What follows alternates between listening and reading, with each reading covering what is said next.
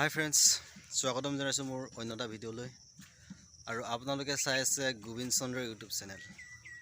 তো আজি হৈছে বিশ্ব পৰিৱেশ দিৱস। বিশ্ব পৰিৱেশ দিৱস মানে গছ পুলি ৰোপণ কৰা দিৱস। আজিৰ দিনটোত প্ৰায় মানুহে গছ পুলি ৰুৱে। প্ৰায় মানে আপোনাৰ এতিয়া সঁচা কথা ক'ব গ'লে কমচে কম 70% মানুহে গছ পুলি ৰুৱে আৰু 30% মানুহে হোৱাটছআপ আৰু ফেচবুকত ষ্টেটাছ লগায়। কথাটো 100% সঁচা। এতিয়া ক'বলগীয়া মানে কি, সেই ষ্টেটাছ লগোৱাসকলক কৈছোঁ, আপোনালোকে হোৱাটছআপ ফেচবুকত ষ্টেটাছ লগোৱাতকৈ ষ্টেটাছ মানে কি, নিজে পুলি ৰুই ফটো এখন মাৰি ষ্টেটাছ দিলেও অলপ মানে ভাল, কিন্তু এনেই জাষ্ট এটা এখন ফটো যেনেকৈ বনাই মেলি দিয়ে তেনেকৈ দি লাভ নাই। তাতকৈ আপোনালোকে এটা গছপুলি ৰুৱক। গছপুলি ৰুই পেলানি আপোনালোকে ধুনীয়াকৈ গছপুলিৰ গুৰিত বহি পানি ফটো এখন মাৰক।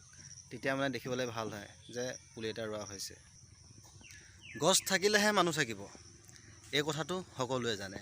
আৰু সেয়েহে অকল বছৰেকত এদিনেই নহয়, আপুনি প্ৰতিটো দিনেই গছপুলি ৰুই যাব পাৰে। আপোনাৰ নিজৰ ঘৰৰ বাৰীখনত হওক বা ৰাস্তাৰ কাষে চাষে আপুনি গছপুলি ৰুই অকণমান আলপৈচান ধৰিব লাগিব। অকণমান ডাঙৰ হ'ব লাগে, যাতে গৰু ছাগলীয়ে খাই পেলাব নোৱাৰে। তেনেকৈ আলপৈচান ধৰিলে নিশ্চয় গছ গছনিৰ সংখ্যা বাঢ়ি যাব। বৰ্তমানটো বহুত কমি গৈছে গছ গছনিৰ সংখ্যা। মই ইমানেই ক'বলৈ আহিলোঁ, আপোনালোকে হোৱাটছআপ ফেচবুকত ষ্টেটাছ লগোৱাতকৈ এটাকৈ গছপুলি ৰুৱক। গছপুলিটো ৰুই পানি ফটোখন মাৰি ষ্টেটাছ দিয়ক, তেতিয়াও ভাল লাগে যে পুলি এটা ৰুইছে। কিন্তু এনেই এখন ফটো মাৰি ষ্টেটাছ বোলে বিশ্ব পৰিৱেশ দিৱস, এনেকৈ ভাল নালাগে। মই ইমানখিনিয়ে ক'বলগীয়া আছিলে, ক'লোঁ আৰু যিখিনি মানে জানো। তো ভিডিঅ'টো ইমানতে সমাপ্ত কৰিছোঁ।